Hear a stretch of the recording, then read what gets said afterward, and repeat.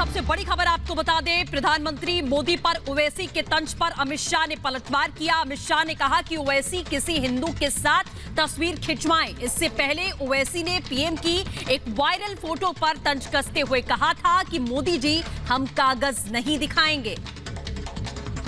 तो देखिए, अमित शाह ने एक तरीके से तंज भी किया है, अमित शाह ने जवाब भी दिया है और अमित शाह ने चैलेंज भी दिया है। और अमित शाह ने कहा है कि ओवैसी अगर इतना ही सेकुलर बनते हैं और सेकुलरिज्म की बातें करते हैं, मुसलमानों का नेता होने का दावा तो हर मंच से करते हैं, किसी हिंदू के साथ भी वो फोटो खिंचाए। देखिए, ये जो तस्वीर थी प्रधानमंत्री की, इस पर टिप्पणी की थी ओवैसी ने और उसके बाद आज अमित शाह ने उस पर प्रतिक्रिया देते हुए ओवैसी पर निशाना साधा है, उन पर तंज कसा है।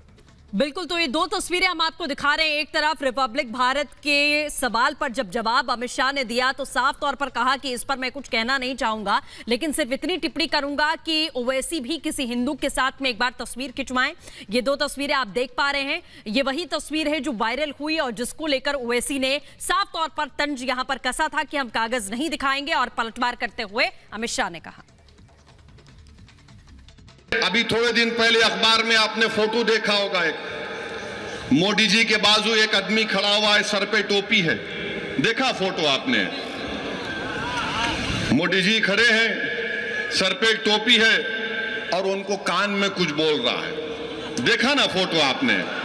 तो मीडिया के लोग हमसे पूछे क्या बोला होगा वो, तो हम बोले तुम सुनोगे? तो बोले बोलो।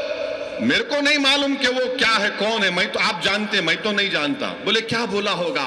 तो उसने कान में कहा, मोदी जी मैं बांग्लादेशी नहीं हूं। किसी ने पूछा और क्या कहा होगा? तो उसने कहा, मोदी जी हम कागज नहीं दिखाएंगे एनआरसी एनपीआर के लिए। फिर किसी ने पूछा और क्या कहा होगा उस लड़के ने मोदी जी को? तो उसने कहा, मोदी जी हम ट्रिपल तलाक के कानून को नहीं मानते।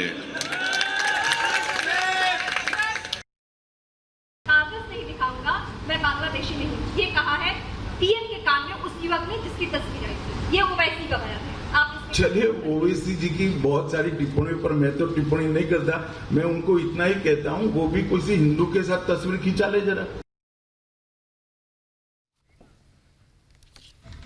रीमा हमारे साथ इस वक्त जुड़ी, सीधे चलेंगे उनके पास। रीमा, जिस तरीके से तस्वीर को लेकर ओवैसी ने प्रधानमंत्री मोदी पर टिप्पणी की और न सिर्फ टिप्पणी की, कहीं ना कहीं जो मुस्लिम सेंटिमेंट है उसको बुलाने की कोशिश पश्चिम बंगाल में, और साथ ही ये खुलेआम कि कोई कानून बना लो, चाहे वो नागरिकता को लेकर हो, चाहे वो ट्रिपल तलाक को हम नहीं मानेंगे, ये इशारा किया है।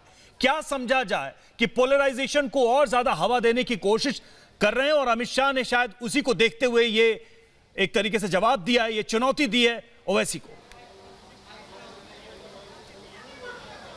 बहुत बड़ा पलटवार किया अमित शाह ने। गृह मंत्री ने यह कहा कि आप भी हिंदू के साथ फोटो खिंचवा लीजिए, यानी मुस्लिमों के रहनुमा बनने की कोशिश में रहते हैं हमेशा ओवैसी। और उस तस्वीर के बाद, यानी देश के प्रधानमंत्री नरेंद्र मोदी की जो तस्वीर थी, उसके बाद जो खलबली उस खेमे में मची कि हमारा वोट बैंक फिसल रहा है, यही वजह है कि उन्होंने फिर से एनआरसी के जरिए मुस्लिमों को और बांग्लादेशी कह के उन्होंने डराने धमकाने की कोशिश की। और यही वजह है कि चुनावी माहौल में जब ओवैसी पश्चिम बंगाल पहुंचे हैं, मालदा मुर्शिदाबाद जैसे मुस्लिम बहुल इलाकों में जाकर वो रैली कर रहे हैं, तो वहां से उन्होंने एक बार फिर से वही राग दोहराने की कोशिश की। लेकिन अमित शाह ने जो आज रिप्लाई किया है, आज जो उनको रिप्लाई में ये कहा है कि आप हिंदू के साथ फोटो खिंचवा लीजिए, बहुत बड़ी बात है। यानी वो कहने की कोशिश कर रहे हैं कि आप सिर्फ मुस्लिमों के नेता क्यों हैं, आप में हिम्मत है, आप आइए हिंदू के साथ फोटो खिंचवाइए और परिचय दीजिए कि हम किस तरीके से हैं।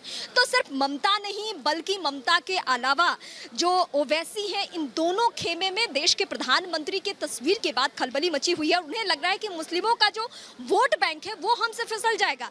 यही वजह है कि ओवैसी उस तस्वीर पर कमेंट कर रहे हैं। ममता खुले मंच से कहती हैं कि मुस्लिमों को एकजुट हो जाना चाहिए, जिसको लेकर इलेक्शन कमीशन ने उन्हें नोटिस तक थमा दिया है। तो ये इसका असर है। लेकिन आज जो चुनौती, आज जो चैलेंज अमित शाह ने दिया है, उस चैलेंज के बहुत मायने हैं। देखना ये दिलचस्प होगा कि क्या रिप्लाई आता है ओवैसी की तरफ से।